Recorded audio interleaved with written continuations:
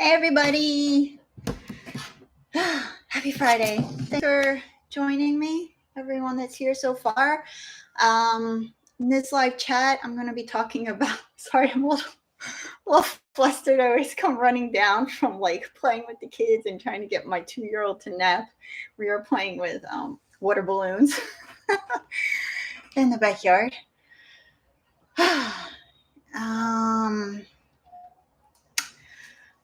So I wanted to specifically talk about queen issues that come up because as part of the online course I do, I let people email me questions, and most of people's questions are related to, gosh, that's so annoying. I could see my hair sticking.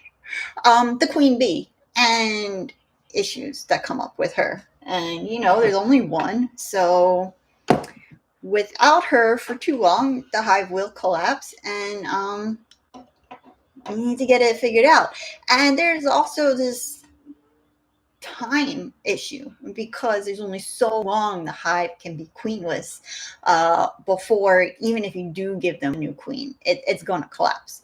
And of course, the more hives you have, the more time it'll buy you, because you can always pull adult bees and baby bees and brood and food and everything from the other hives, but still it's something that needs to be figured out. And of course, the later in the year it gets and the closer it gets to a cold winter, if you have one, then the more nerve-wracking it becomes. So feel free to write in whenever you have them questions, and I'll get to them as I see them. But I'm just going to get started on some of this stuff. I am in the process of moving. We're moving from Hawaii to Pennsylvania, where I grew up. And so I haven't posted any videos. Well, I haven't posted any videos to YouTube this month because my camera broke. The lens on my camera broke. The camera, I think, is fine. The lens is only 6 months old. And suddenly I turned it on one day and it just said it cannot find the lens and it's not attached properly, or there's an issue with it. So I'm going to have to figure something else out because I don't have another lens for this camera, and there are no camera stores on this side of the island. I don't know if there are any camera stores on the island at all. And we just listed our house. So we're doing open houses and showings and all that awful stuff. But all right. So when it comes to the queen bee, one comment somebody had made on the Facebook page I had read yesterday was about an overly aggressive hive. And an overly aggressive hive is sometimes because of genetics. It's sometimes an issue, an environmental issue. It's sometimes a sign that there is a problem with the health of the hive. And if there's no problem with their health and or the environment, then it is a genetic thing, and all the genetics comes from the queen bee.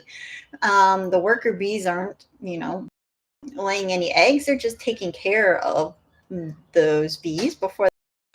And the drones aren't going to be mating with the queen in the hive. Once the queen starts laying, she's been mated. She's not going to go mate again. So all of the genetics are coming from the queen. And when people have a really aggressive hive, sometimes they will just immediately go pinch the queen.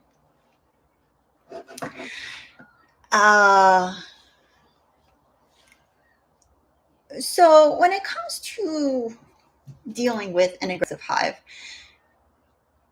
it really helps to have other hives in your apiary and to not just have one hive. Because when it comes to an environmental issue, if you have 2, 3 or more hives all together near each other within a few feet of each other, if one hive is aggressive and the others aren't, then you can pretty much figure that it's not going to be an environmental issue, unless there's like some issue with the actual equipment. Like, if you have one of those screened bottoms under your hive and you haven't emptied it out, and so it's getting really stinky. But that's usually pretty obvious when you're opening the hive and you're looking at all of the boxes, including the very first box of the hive. If you're not seeing mold or smelling something that's not right, or seeing something pulled up on your bottom board, then you can rule out the environmental issues. Uh, and just like often people, when you're not feeling well, you are not in a good mood. And that can be the case with bees as well. So you don't always want to blame your queen bee because your hive is aggressive. You would really want to do a mite test and see what your varroa mite levels are. And of course, if your hive is small because you just got it and it's early spring and you cannot do a test in which your bees are going to die, you can always use powdered sugar. You can open up cells of pupating drones and see how much varroa mites you see in, say, like 20 cells. Um, or you can just put a treatment in and see if their aggressive nature clears up. Now, I will warn you that even if your hives are calm, or you rarely find them aggressive, there will be times when they are aggressive. It's pretty rare that a hive is never ever aggressive, because usually what happens is that you have these like seasons, and when that happens, population increases, and then that bloom season ends. No matter where you live, warm year round, you're going to have a time when a big bloom ends. And so the hive population is still high, but there's not as much to do. There will be more bees in the hive can get crowded. And that's usually when you'll see a period of aggressive behavior, but usually that ends after, I don't know, maybe about a week or so. It's short-lived. So don't be alarmed if you see aggressive bees for a short period of time. But if you're finding that this one hive is just overly aggressive all the time, then most likely it is the genetics. Uh,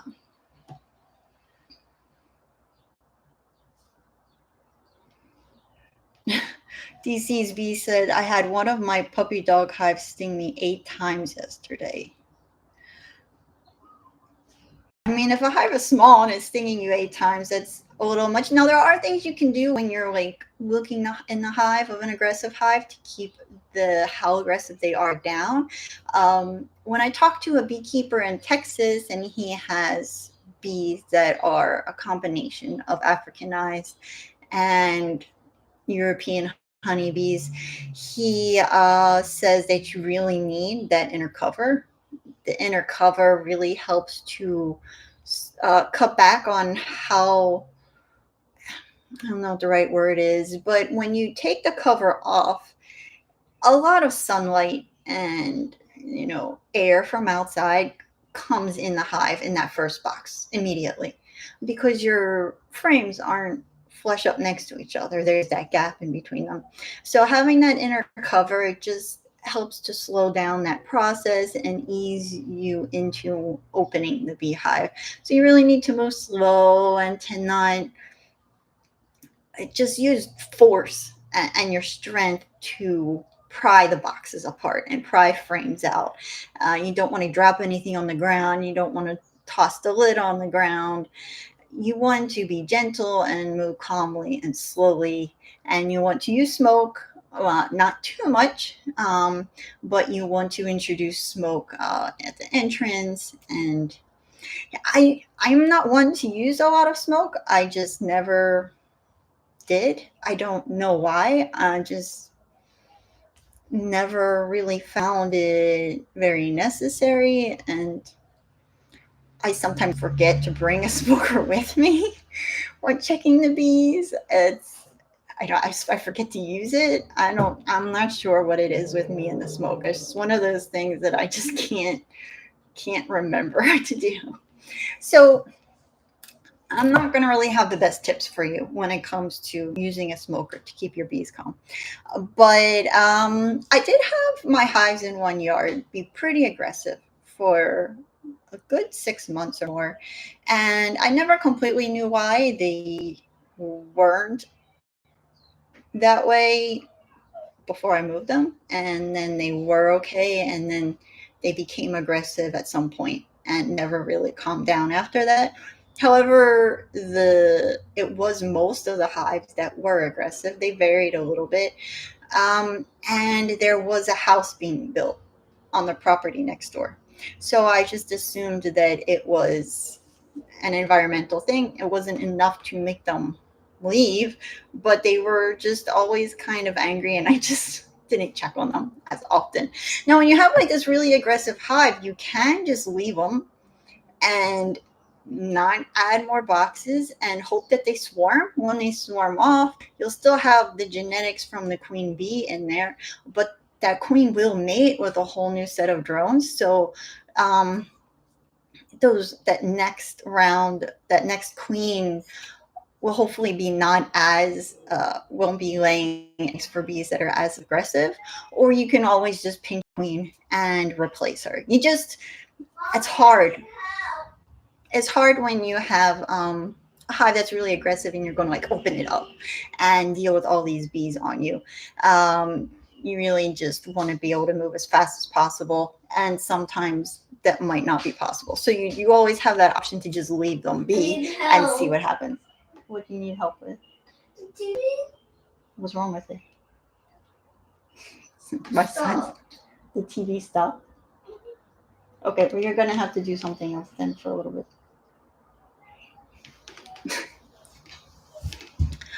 Um, Otherwise, when you do want to introduce a new queen, another common queen problem people have is they buy a new queen, they introduce her, they put her in a cage, they put her in the hive, and she's dead, or they can't find her.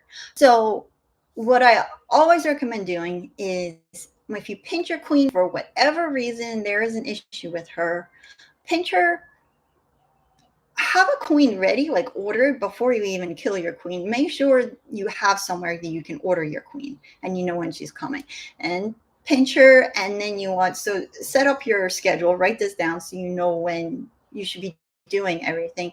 When you pinch your queen, you want to leave at least 5 days. 7 days is even better, to allow for the bees to make their own queen. And the queen cells won't be visible at first. They're going to be pretty small, but by day 7, I believe they're capped around day 7. So when you open your hive, you're just going to take every frame, shake the bees off of it so it's very few bees walking around, and then you can do a really good look for every single queen cell that might be on the frame.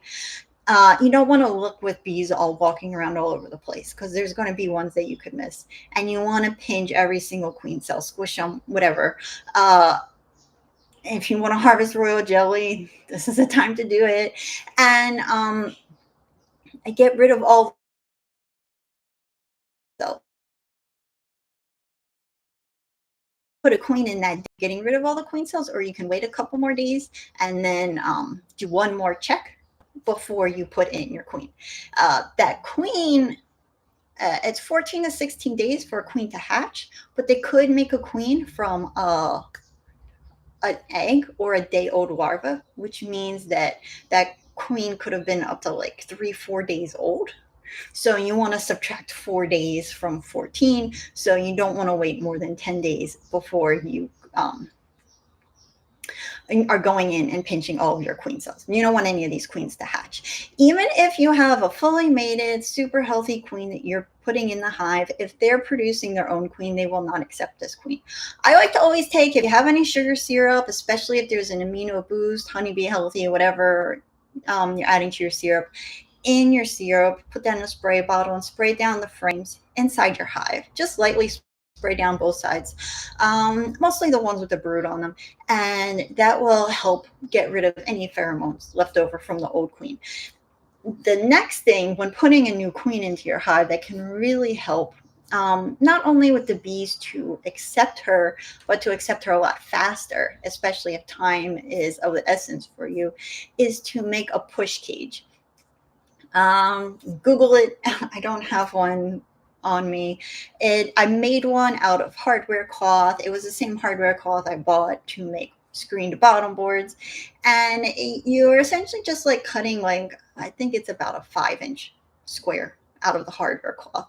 And then you're going to make these little incisions on all the sides and fold it, and just, keep it folded down with staples. It really just takes a couple minutes to make. And you put that, so when you get your queen in the cage, you want to take the cork out. You find a frame first that has emerging brood. So you're looking for brood that's pupating, that's capped, but where you're seeing bees hatching. And you want to take a part of that frame that has, that those pupa on it, as well as a little bit of honey, and you put the cage over that area. And then you want to have just one side of the cage open. Take your queen cage, take out the cork, and put the open side into the cage so that the queen can walk out of her cage into the next cage, the push cage you've made. And what this does is this allows the queen to walk around a part of the comb, as opposed to being stuck in that little cage. It also gives her some honey to eat. And since I don't use foundation, the bees release her really fast because they actually chew through the honeycomb from the other side. If you do use foundation, then you're going to have to go in there 3 days later and release her. If you're not sure if this brood is going to be emerging quickly, you can nudge a few bees, some of the nurse bees that are walking around that frame, into the cage with the queen, and and just push that cage over, like just squish it into the frame. Yes, you are going to probably kill some pupating bees with the sides of the cage when you squish it into the frame. But I have never had a hive not accept a queen using this method ever. And it is like one of the few things I can ever say that has been 100% effective for me. I went through a period where I had not really experienced much issues with introducing a queen, and then for whatever reason, I just had a handful of hives just not go well, and so I decided to use the push cage method, and it worked really well. So as soon as you get that queen, you put her in that push cage, she can start laying in those cells right there. Her pheromones get distributed a whole lot faster. She can eat some honey. And when she's released, she's already going to start laying eggs, as opposed to her taking a little bit to.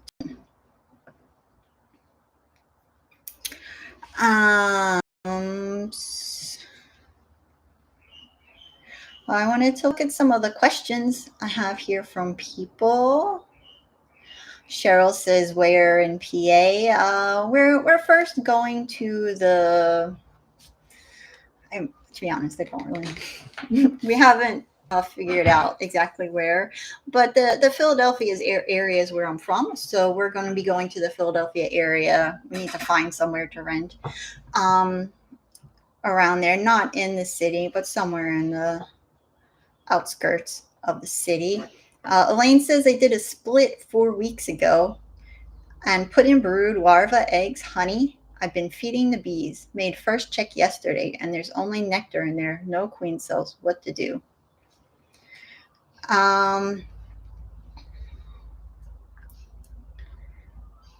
4 weeks ago. Well, in 4 weeks' time, your queen cells would have been made. They would have hatched and mated, and they would have chewed out those queen cells. So it's pretty normal to not see any queen cells, but there should be a queen. If there is no queen, well, you have to give it a little bit more time, because when the queen first mates, she's really not much bigger than the worker bees, and it can be a slow process for her to get into the egg laying mode and to get larger. So you really want to look for that queen bee. Well, you don't really want to look for her. You want to give her some time, because if she is not really laying eggs, you don't want to spend too much time with the hive open, or she could fly off. So don't bother the hive too much. Um, but you want to keep an eye on looking for queen cells. It's really common to just not see, not keep an eye on queen cells, keep an eye on eggs. It's really common to not see eggs when a queen first mates because she's going to be laying sporadically around a frame, and you never really know what frame she's going to start on. So you have to give her some time. Really, it helps to have other hives because you want to keep an eye on the population. And if there is absolutely no brood left um, from this split, then you're going to want to give them brood from another beehive. And if the population is getting low and you're concerned that there wouldn't be enough adult bees to care for the brood and to help them hatch, then you're going to want to add frames of brood that have bees on it. And, do that with a newspaper in between. Put an empty box on top with newspaper in between. But it is normal to not see a queen cell because it's pretty common for them to chew through those queen cells after the queen hatches, and for her to have hatched a long time ago, like weeks ago, and to go on her mating flight, and she should start laying. You just want to give her a little bit more time to keep an eye on, like, whether she actually is laying or not, because it's they say it's like a roughly 70% of the queens that go out, assuming that there's drones and stuff in the area, for them to go out and successfully mate. But she could have gotten eaten by a bird, she could have gotten lost, could have been a bad rainstorm, and so for some reason she just doesn't survive her mating flight and make it back in time, or make it back successfully. Then your hive would be queenless. So you just need to keep an eye on that. And if you're pretty sure that there is no queen, then I would buy one, because putting in more eggs for them to make another queen is a little risky, depending on how much brood you put in to start. And then the other thing, I'm not really sure which hive is the one that's queenless and that was making a queen. But just for everyone tuning in, I always recommend, if you're going to split a hive, to put the queen in the split that you're making. To take her and some frames of brood and put them into another box, and to leave the original parent hive queenless. That way, I would assume there's going to be less drift, and the bees you put in this split are going to stay there because their queen is there. And the other bees that are in the parent hive are probably going to stay there because that's their hive and it smells like them. And they're just going to be like, oh no, we're queenless now. And they're going to start to make a new queen. But that split is going to be okay, even with not a ton of brood, because they have a queen that's laying and doing stuff. And the parent hive, is going to have all the remaining brood. And they should be able to handle that period of time without a queen.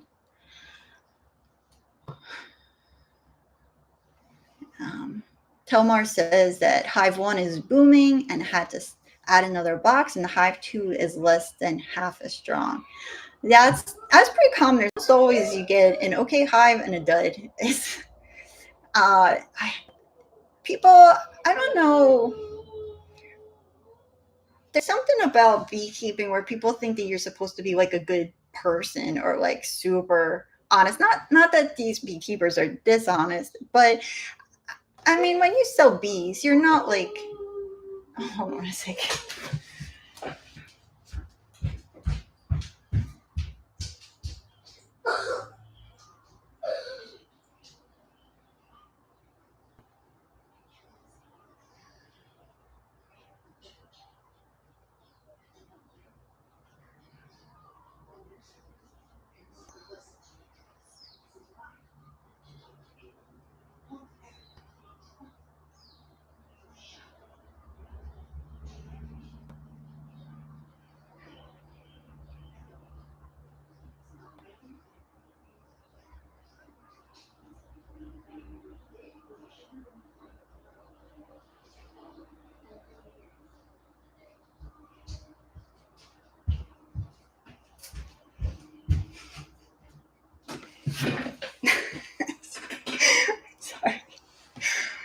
My 5-year-old son is rolling around the sofa, like howling because the TV shut off. Um, from the looks of it, he was playing with the remote or rolled over onto it or leaned on it and doesn't know how to fix it. Um, and I refuse to fix it for him. He told me he needs to wait. And uh, so yeah, I mean, beekeepers are just business owners. They're not bad people. They're not good people. They're a lot of them are just business owners, and they're farmers. So it's hard work, and they're just putting these packages together. They are not looking to see how good the queen's laying pattern is before they put her in a cage, or they put her in your nuke or your package. They're just putting them all together. So you don't really know how good the hive is going to be until you get it.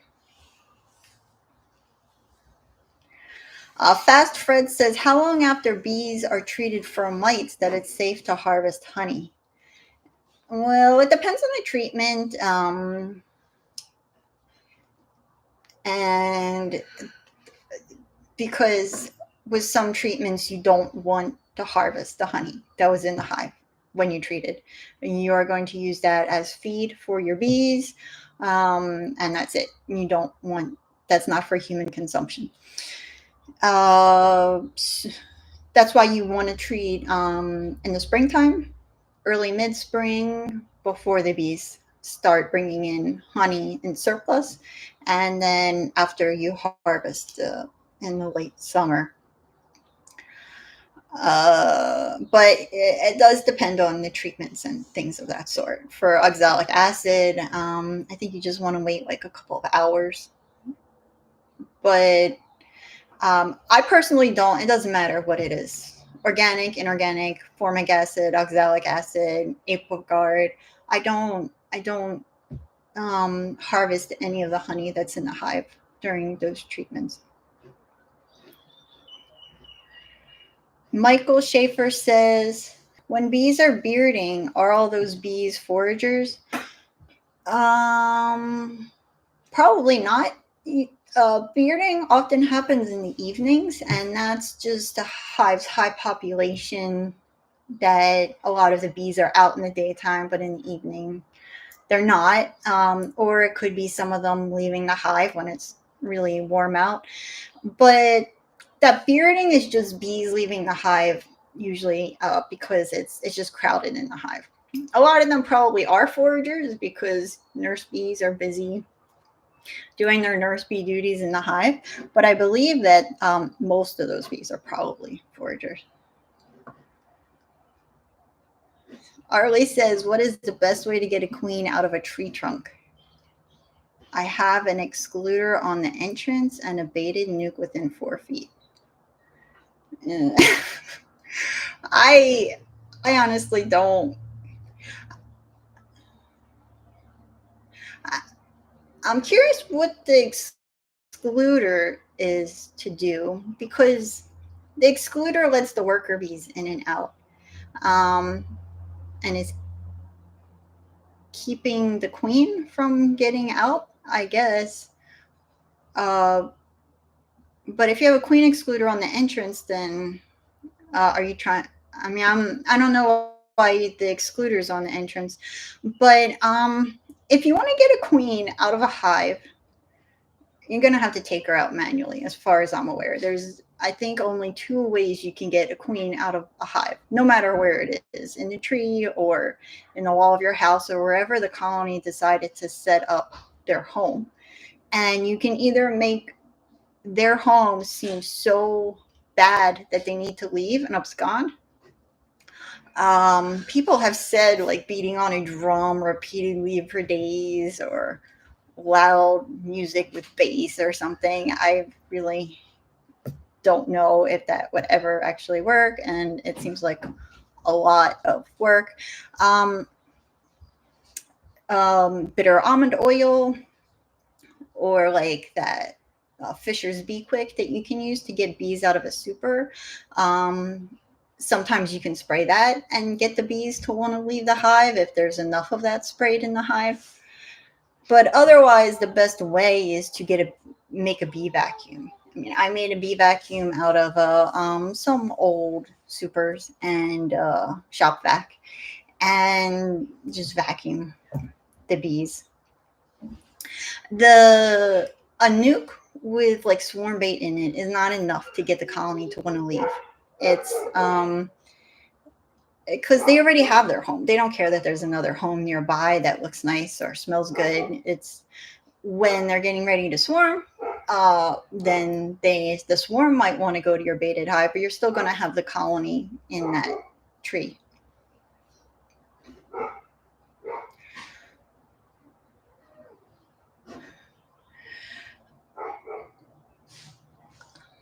Um, One person asked if I'm moving my bees. No, I don't think I'm legally allowed to, even though.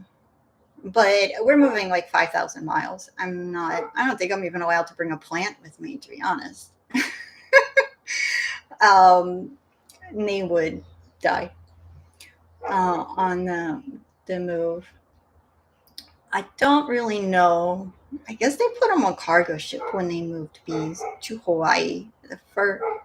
I don't really know the last time bees have been shipped to Hawaii and how they did it, other than in the 1800s um, when they first brought bees here. But no, yeah, moving too far. Well, we can't even bring the cats, actually. It's that far. We had to find a new home for them. Max says, placing a new package of bees tomorrow. Horizontal hive with foundation.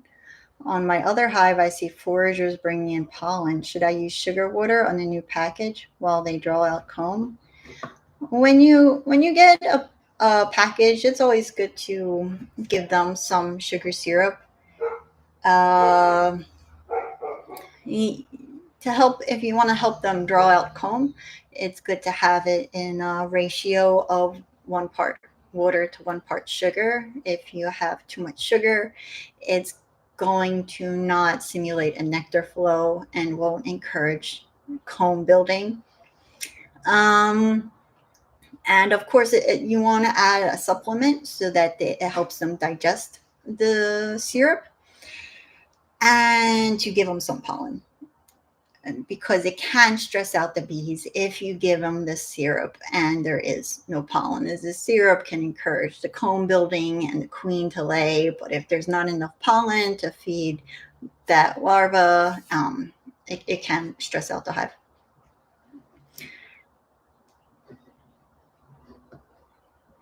Kate says, how long to wait for a recheck of the hive that's raising a new queen in response to what was a clear need, lack of brood?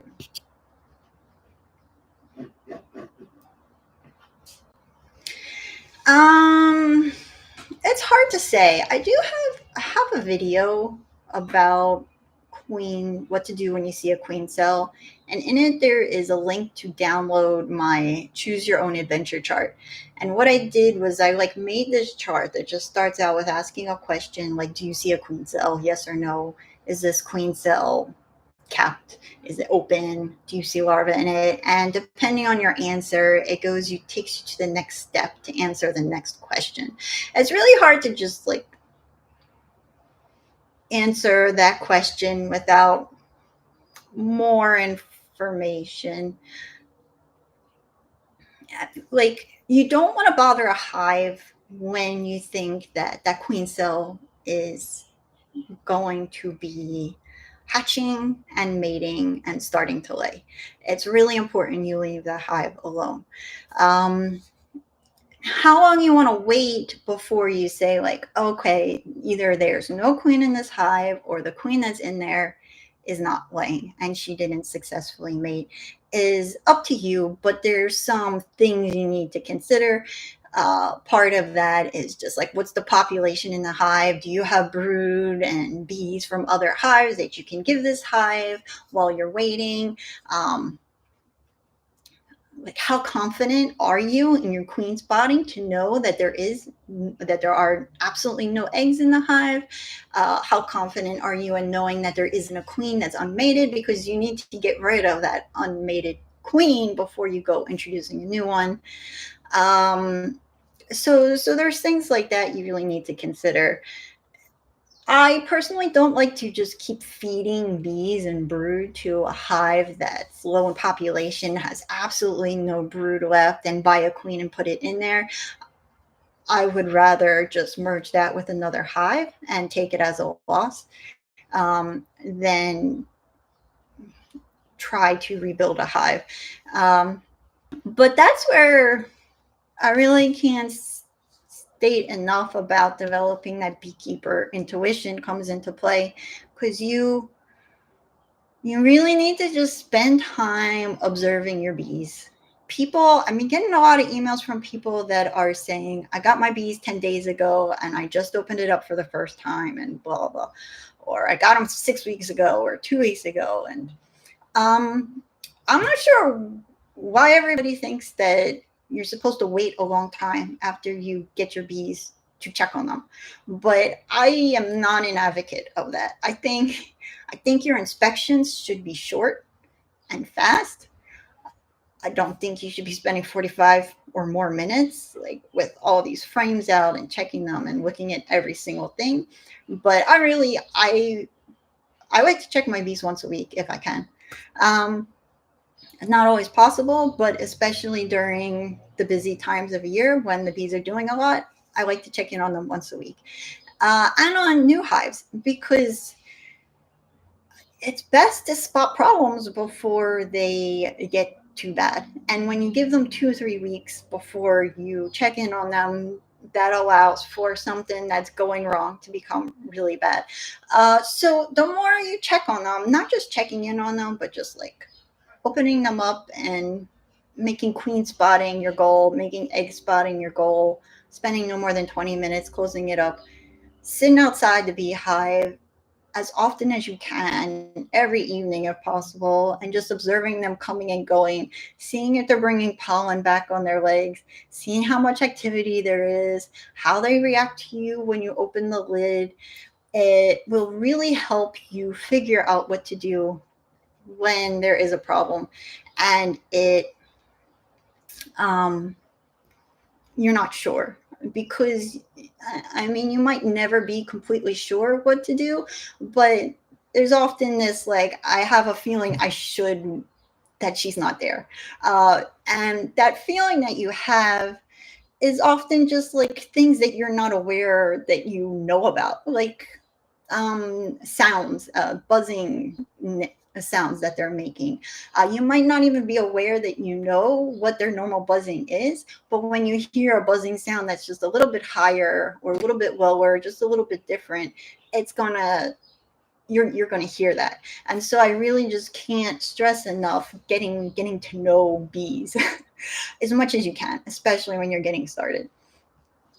Because that'll help you a lot. And even if you bring someone out there that's more experienced than you, they don't know your bees, and so what they're going to assume after just seeing your hive for like 20 minutes is not necessarily going to be better than what you think is best for your bees, even if it's your first year, but you've been checking in on them every week for the last month or two.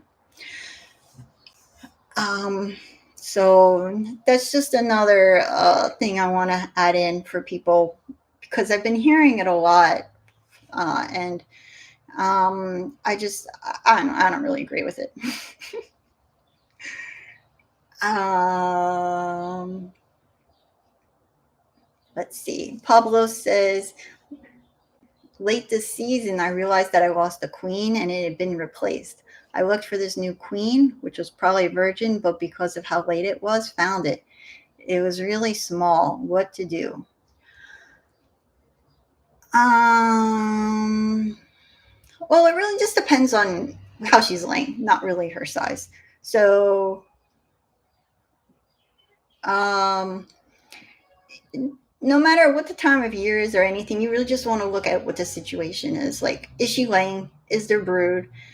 If you don't think the hive is large enough to bounce back in time for cold, cold weather or winter, then you pinch the queen and you merge them with another hive, using newspaper usually in between, so that there's not too much fighting. You can spray some sugar syrup with the honeybee healthy to help disperse pheromones, make it a little bit better.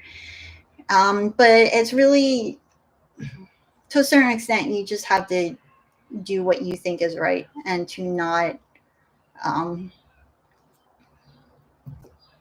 I mean, you have time if it's too late to, like in the season, to buy a queen, then you have time, because really all you're doing is looking to see if she's laying and if there's enough population to take them through the cold. If it's not, then before you close the hive up, you're going to want to merge the hives. Um, but that's really, I guess, all you can do if you think it's too late for a queen to mate.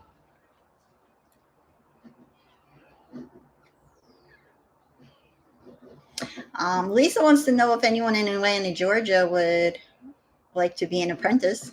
So that's great. I really hope um, people find some apprentices and are open to teaching people about beekeeping. It's really helpful. Yes, it is the end of the world for my son. That is a movie. I am all about just like him dealing with the consequences of something he did. I'm not fixing every single problem for that kid. Okay, another queen issue, because neighbors mowing the lawn, of course. Another queen issue is that your queen isn't laying much. Now, a lot of people are really quick to blame the queen and to pinch her, but if your queen is not laying much, first make sure that it's not a hive issue. Um, just like with aggressive, I mean, pretty much almost every issue, it's like the same series of steps that you should go through to troubleshoot what's going on. First, feed them syrup. Make sure you have some kind of supplement that has like lemongrass oil and peppermint oil in there, so that they can digest it and you're not giving them nosema, digestive problems, and have it as a 1-to-1 ratio so that you're simulating nectar coming in. You don't want it too thick, too much sugar in it. You don't want to give them honey. And put that in the hive to see if it's just a lack of food. Next thing you want to do is see the health of the hive. So the easy one is to check for varroa mites.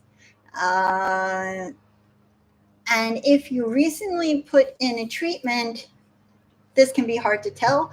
See, varroa mites, they don't just weaken the bees because the actual mite feeding off of the bees, but like, you know, that they're in the cells with the brood, and varroa mites bring viruses. So even if you just treated your hive for varroa mites and decreased the mite levels, if they had a really high mite level to start, you know, like a month ago or two, there still could be a lot of viruses in your hive. But if you haven't treated recently, then treating to see what your mite level is the next thing that you might want to do to see what's going on with your hive. If your hive was strong or seemed healthy in the springtime, and now in the summertime is just stopped and flatline, then that is a common sign of nosema or tracheal mites. It's really hard to detect those two. They say that you're really just supposed to send a sampling in to, you know, like the entomology department of a university, or if you have a microscope, or your bee club has a microscope, or you can just give them a treatment and see if they do any better. And then after those things, if you really just think it's your queen and she's just kind of a dud, then you pinch her, and that means you kill her. And I like to wait at least 7 days, go in, get rid of all the queen cells they've made, and introduce a new queen to the hive. Um, but now, overly aggressive hives, it's kind of the same thing. You want to make sure that they're healthy, that it's not an environmental issue, and then it's the same thing for replacing the queen. But you always just want to make sure that it's not an issue, another issue within the hive. And you don't want to just blame the queen, because that's not going to help anything. If the hive is already weak and now you've just taken away their queen, you're not exactly doing the hive a favor.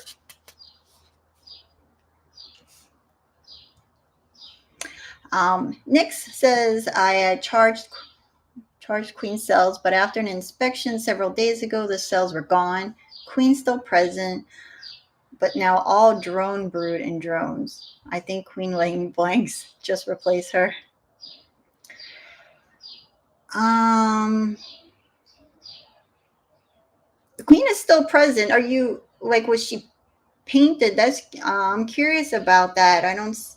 Are you sure if she wasn't painted? Like, are you sure that that wasn't just a new queen that hatched? But either way, yeah. If you're just having all drone brood, um, you definitely want to kill that queen if you're seeing her, and um,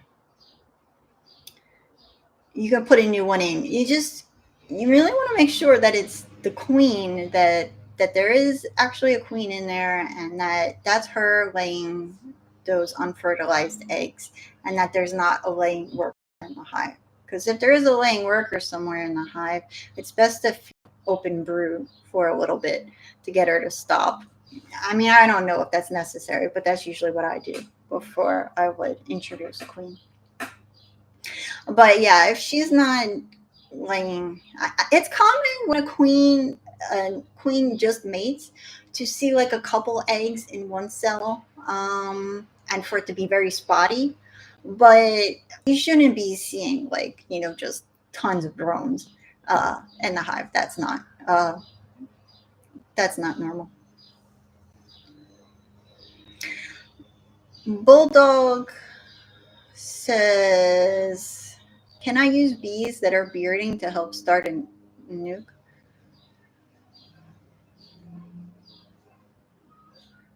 Nucleus hive. um, I mean, if you have a queen from somewhere else, you can try. It's not ideal. I mean, I prefer to be a little bit more in control when starting a new hive, and to put in frames of brood, uh, or to wait till my hives are at the point that they can handle losing brood as well as the adult bees.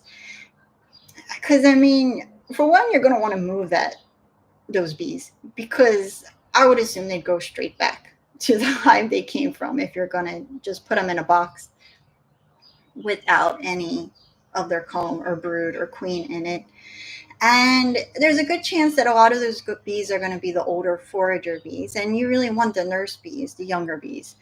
Uh, you're going to want a variety of bees, but you really just don't want a whole bunch of old bees that were foraging and put them in a box with a new queen. I don't really think that's the best way to start a hive, and it won't necessarily go well. So I would really put the time into getting the brood and frames from another hive and shaking nurse bees in there.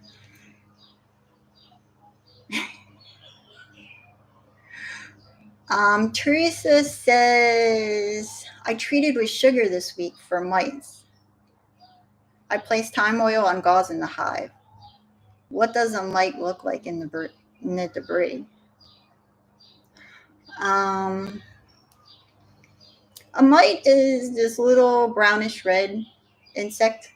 They're small, but they're definitely visible without needing a microscope or anything. They're kind of oval shaped. I don't really know. I'm not familiar with the thyme oil on gauze, so I don't really know how bad the debris is on there. But um, You can also take one of those corrugated plastic things and boards and coat that, I think, with Crisco, and put that under your screened bottom if you have one. And that's usually how people catch mites when they're falling, if they're assuming that they're going to be falling off of bees into in the hive. Chigger Hill Adventures says we added brood to a sick hive after treating them, and they are now doing well. They were almost gone, but now are thriving. That's great. Um, oh yeah, that's right. They had tracheal mites, I believe. Now with this one, there's a very specific K-wing on some of these bees, which is like when their wings are kind of disjointed and they make this really weird K shape. And to be honest, if you will see this online and then you look at your hive and you're like, I don't know, I can't tell, then they probably don't have it. But when you see it on bees, you're like, oh yeah, there's something wrong with that bee. And that is a really common sign of tracheal mites. Not necessarily you'll see it, and if your hive has tracheal mites, but a common thing you see on bees. But that's great that they survived that.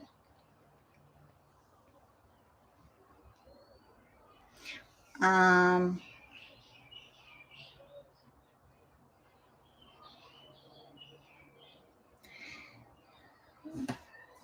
Ronald says, I do observe bees coming in with pollen and the brood cells are growing. Last weekend, I fed the hive 1 gallon of 1-to-1 with supplements.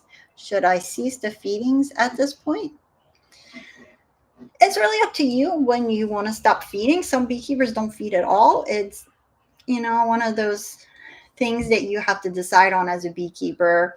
I usually tell people, once the bees have like 8 to 10 frames of comb drawn out in a hive, you can stop feeding. But the very latest, when you really want to make sure your feed is off the hive, is once a honey super is being put onto your hive, or if you have a top bar hive, then once you're seeing building frame bar after bar of just honey and not so much brood, then you really want to stop feeding, because then you could potentially taint your honey with that syrup in there.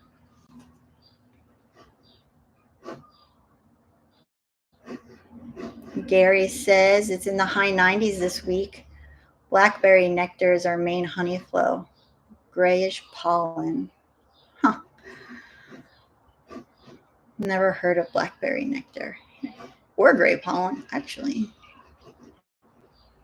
It's getting hot, but then we have these cool days where it's in the high 70s here. Today it's really muggy, not even 80 degrees. But we've turned on the air conditioning a couple times already. I think it's going to be a hot summer. It just feels like it.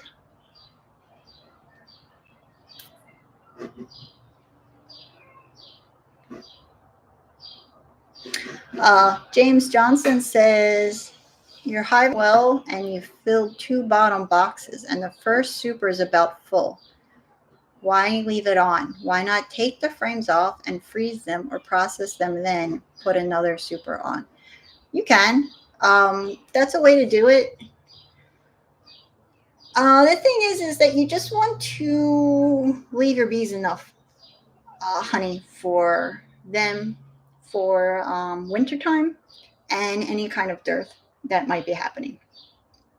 So if it's like your first year or so with bees, you can freeze them, would be best than harvesting them, because you don't really know how much honey is going to be coming next. And you might have to feed it back to them. Not everybody has a freezer. A lot of people don't. So they don't really have the option to store those frames. Me personally, I wait until the hives have a couple of supers before I harvest, but that is just because it's time consuming and I'd rather do more all at once. And I just put I mean, if you've seen my videos, you might have noticed that my boxes are pretty beat up. And so there's upper entrances by not on purpose on my hives. There's gaps in the boxes and under the lid. I use a lot of migratory lids instead of the telescoping outer covers. So, like, the outer covers that are like the solid metal top cover. The migratory lids are pretty much just like a board that have like two extra little pieces to make it easier to pick the board up. And a lot of my supers have a 3/4 inch hole drilled into them to give them an extra entrance. And so with that, I feel like I'm giving the bees ample places to easily get in and out and get to those honey frames. So it's just a lot faster and less time consuming to have my honey harvesting to like 1 day per nectar season. But you can harvest sooner. I just really don't recommend processing the honey unless you're confident that you're not going to have to give it back to the bees. El McLean says, I was told to leave the entrance reducer on the lowest setting since I've also included a slatted rack about the screened bottom board. They advised this would also prevent robbing.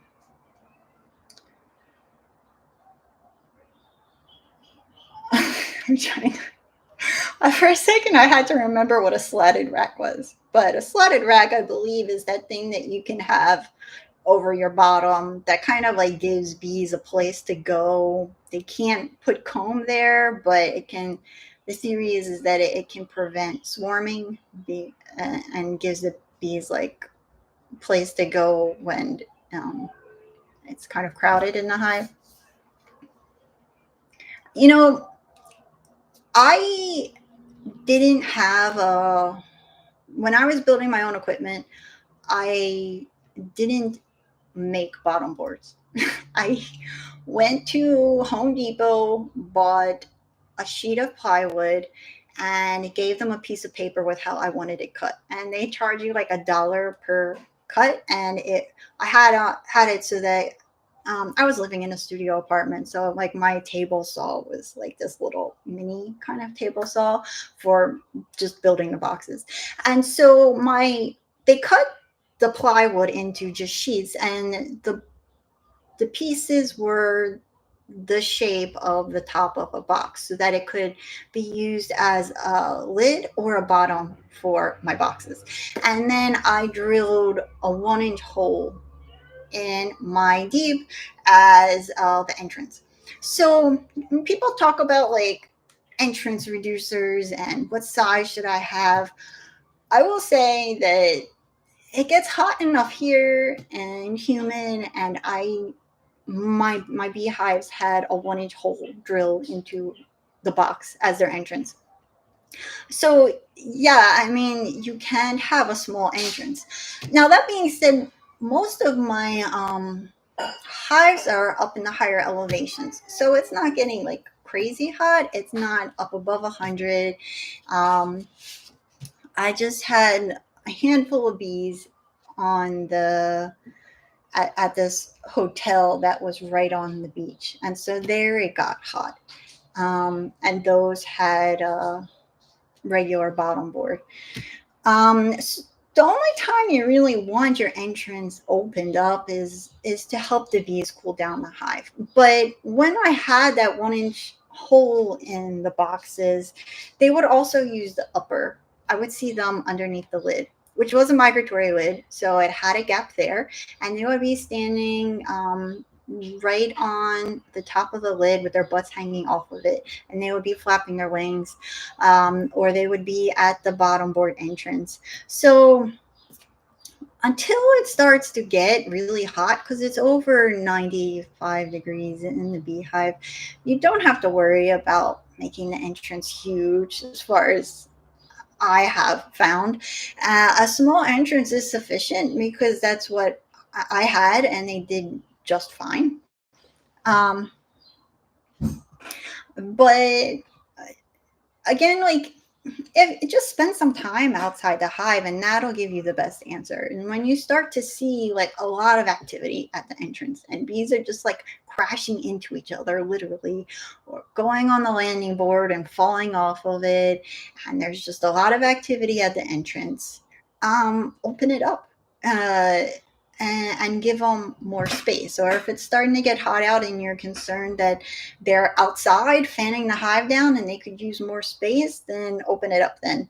That's really the best way to answer or solve a lot of these problems, is to just like see what they're doing and what you think they could benefit from. But yeah, when you think that there's robbing going on, that's when you want to decrease the entrance. And signs of robbing, they can be tricky to figure out whether robbing is going on. That's another sign of aggressive bees. When there's a lot of robbing going on, your bees will be super cranky.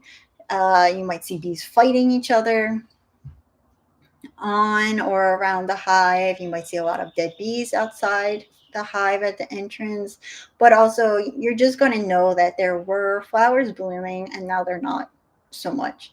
Hive populations are kind of high, but um, there's not much food. I haven't now. I'm sure this has been a problem for people, but me personally, I've never experienced robbing issues early in the season. Now, here in Hawaii, the season, the beekeeping never ends. Like it never gets cold enough that the bees are inside the hive clustered up, as it's too cold to leave. But by the time October comes, there's like very little blooming. And the bloom season starts for me around when the macadamia nut trees start blooming at like around early February. And so during that season when there's very little blooming, the hive population gets really small. I've seen them kick out the drones, not always though, and the hive population gets small. And when um, the hive starts to pick up again and stuff starts blooming, that's not really when I see a lot of robbing happening. You know, robbing usually happens, for me, I've seen like a big bloom and then it stops.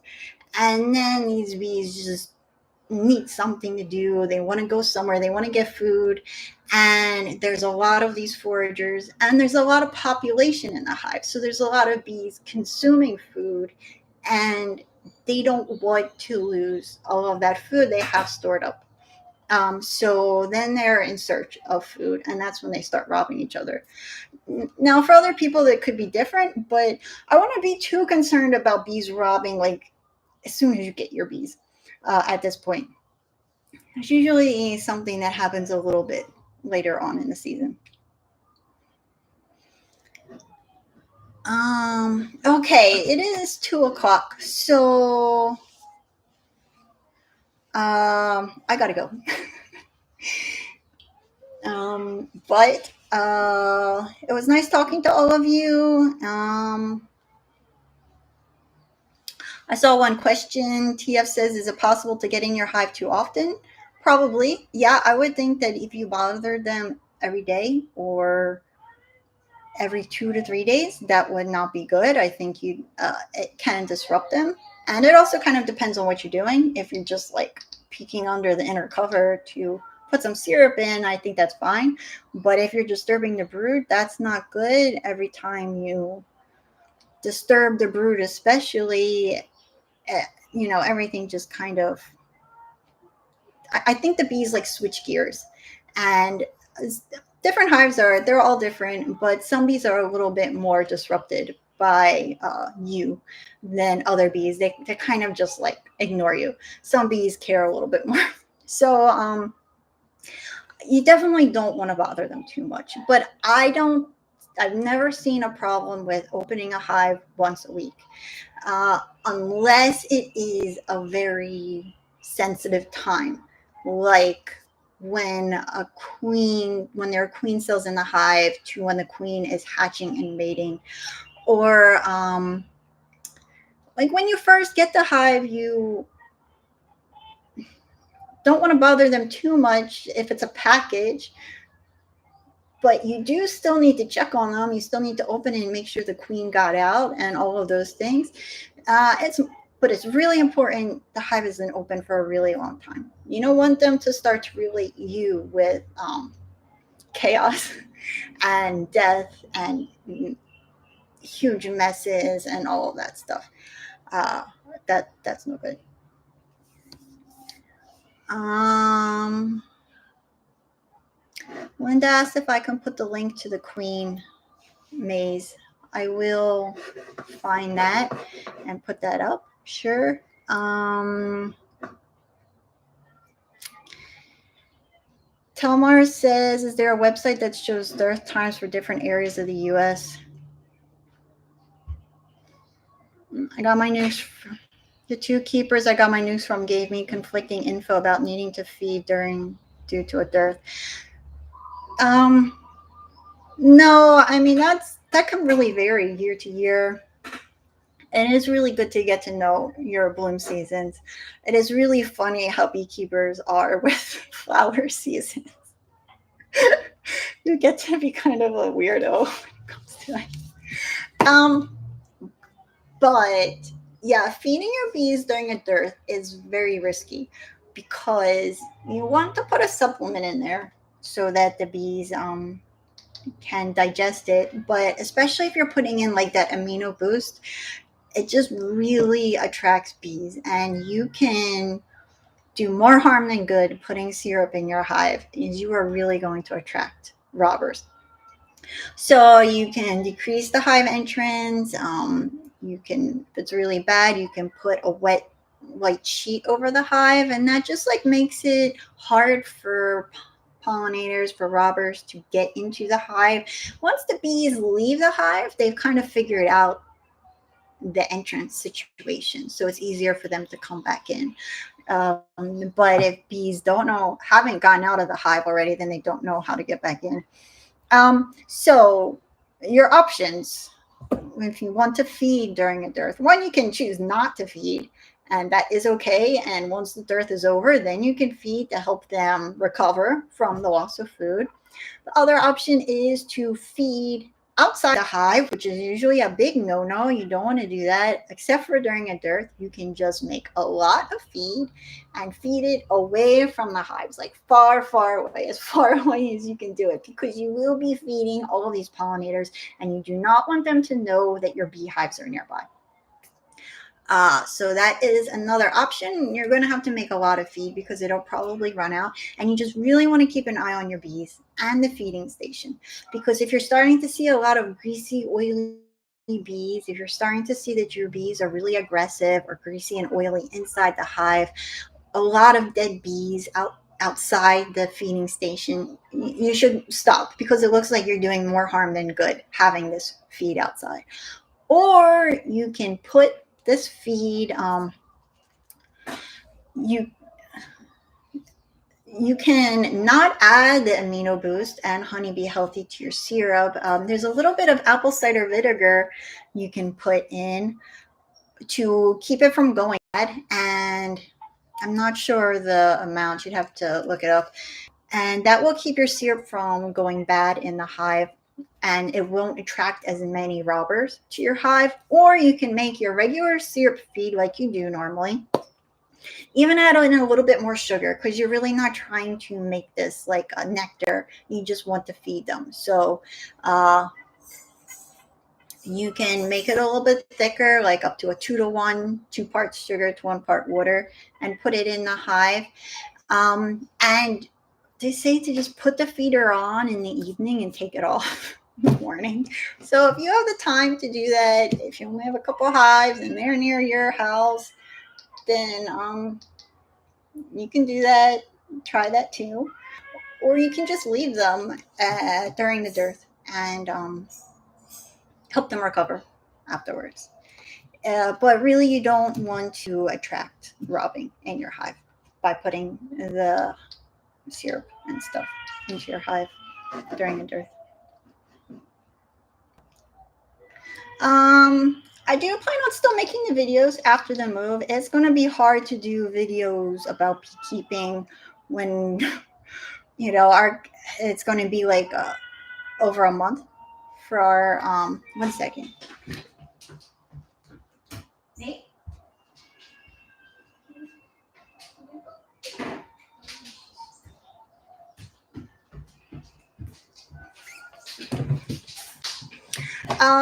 It's going to be a